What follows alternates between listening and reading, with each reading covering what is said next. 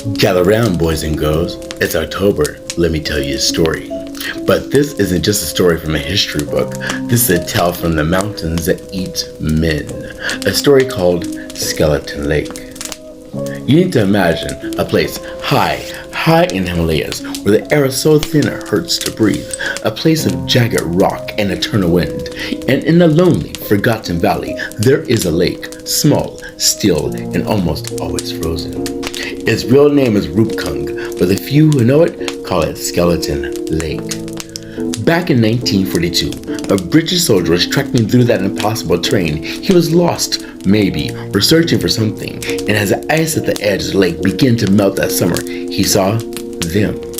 Not one, not 10, but hundreds. Skeletons. Skulls grinning up from the meltwater. Bones scattered along the shore like kindling. Some still have flesh and hair preserved by the ancient cold. It was a frozen graveyard, laid bare for the first time in, well, who knew how long. The first thought was, of course, war. An invading army lost and frozen. It made sense. But when they finally carbon dated the bones, a chill went down the spines of every scientist involved. These people did not die in the 1940s. They died in 850 AD. A 1,000-year-old mystery. So, what happened? The locals, they have a song, a warning. They sing of a king and queen and their court marching to the holy shrine. They angered the mountain goddess Nanda Devi, and in her fury, she did not send a blizzard. She did not send an avalanche. She sent a rain of iron.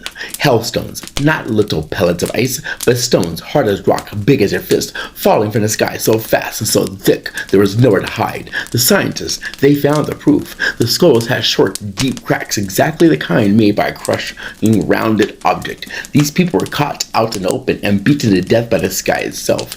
An entire party wiped out in minutes. A mystery solved?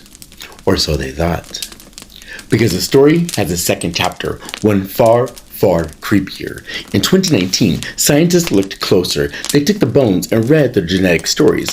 And what they found in that DNA, it makes no sense. The skeletons were not one group. They were actually two. The first, the ones from 850 AD, were from India. Pilgrims, their story fit the legend perfectly. But the second group, their bones were different. Their DNA whispered of a far home, far away, from the sun-drenched shores of the Mediterranean, mostly modern-day Greece. And they didn't die in 850 AD, they died in 1800 AD, 1,000 years later. 1,000 years after the first massacre, another group of people from an entirely different continent trudged their way to this exact same remote, insignificant lake, and for a reason we would never know. And there, on that same lonely shore, under that same merciless sky, they died too.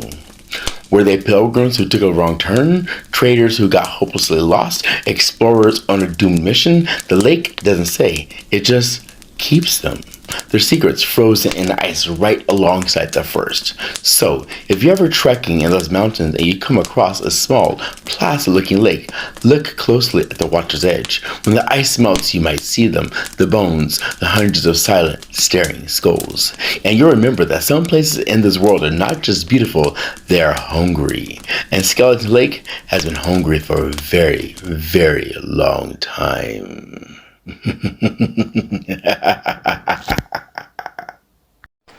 If you made it this far, drop a skeleton emoji on the bottom.